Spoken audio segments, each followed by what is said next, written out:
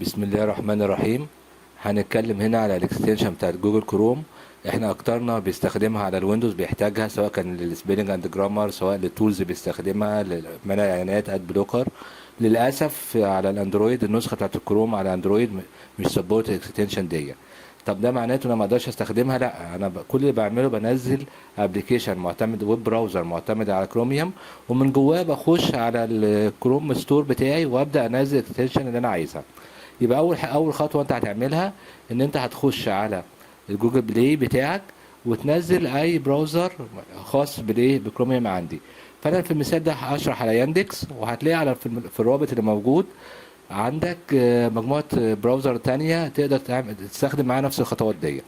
كل اللي بعمله ابلكيشن عادي خالص، براوزر عادي خالص بنزله اللي هو ياندكس، واستناه لغايه لما بينزل عادي خالص، وبعدها ابدا انزل الاكستنشن جواه.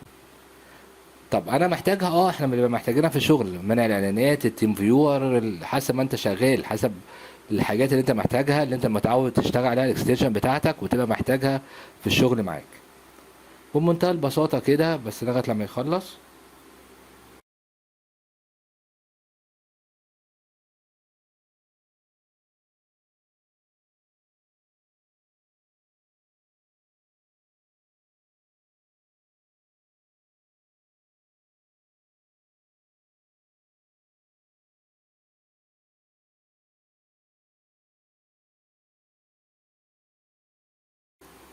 طبعا يا جماعة الخطوات دي ثابتة مع اي براوزر انت هتنزله معتمد على كروميوم عندك، عشان بس ده عشان تقدر تخش على كروم ستور بتاعنا.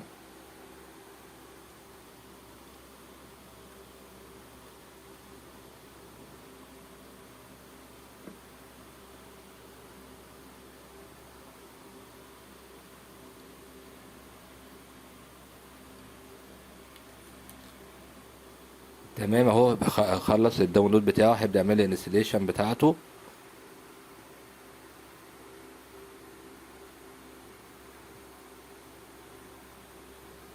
نقول له اوبن بقى عشان يفتح. خلاص الشغل عليه، الابلكيشن نزل عندي، خلاص هبدا بقى اشتغل عليه. خلاص ادي البراوزر بتاعي. كل اللي هعمله بقى دلوقتي هخش اقول له عايز انزل اكستنشن من جوه مين يا جماعه؟ من جوه جوجل كروم، صح؟ فبمنتهى البساطه كده هنخش على جوجل كروم، chrome.google.com باك سلاش مين يا جماعه؟ ويب ستور. بمنتهى البساطه كده. حتى في نتيجه البحث اللي فوق اهي طالعه، هي يا جماعه هتلاقيها ظهرت قدامك ويب ستور، هتلاقي جوه اكستنشن، هضغط عليها مش اكتر من كده. ويب سايت عادي خالص هشتغل عليه. اللي هيحصل انا هبدا اختار الاكستنشن اللي انا عايزها وهنزلها جوه مين؟ جوه البراوزر ده. الاكستنشن العاديه بتاعتنا بتاعت كروما يا جماعه، احنا متعودين عليها، تمام؟ اهي الشكل بتاعها اهي هو الستور بتاع كروم، ما فيهوش اي مشكله.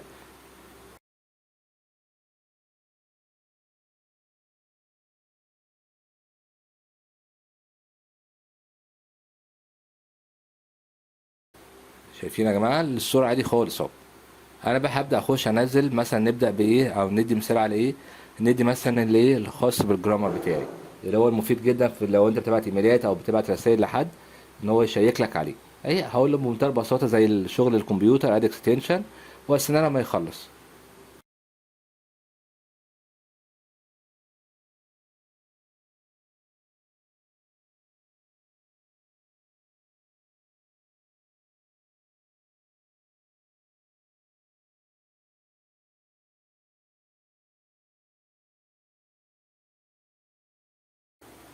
وطبعا يا جماعه هو الاكستنشن بتاع كروم يا جماعه، البيانات اللي عليه، المعلومات عليه هو يعني ما فيهوش اي تعديل خالص يا جماعه.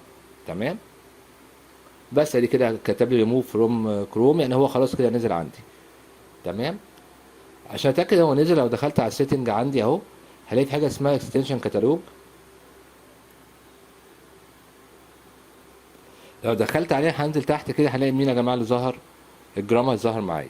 طب انزل حاجه تانية مثلا نجرب إن احنا الجرامر ده لقيناه موجود في على في كتب البرنامج على طول بتاعتنا، في البرنامج بتاعتنا على طول. لا دلوقتي نخش مثلا والشغل عادي، ندي مثال تاني الاد بلوكر مثلا.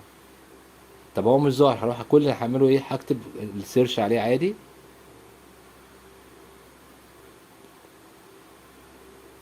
اهو ظهر اهو العيله بتاعت الاد بلوك بالكامل.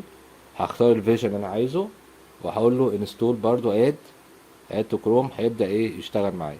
بس بمنتهى البساطة كده يا جماعة، والدنيا اشتغلت معاك، مفيش أي مشكلة. هتلاقي الخطوات موجودة في الرابط عندك. تمام. شكرا على المتابعة.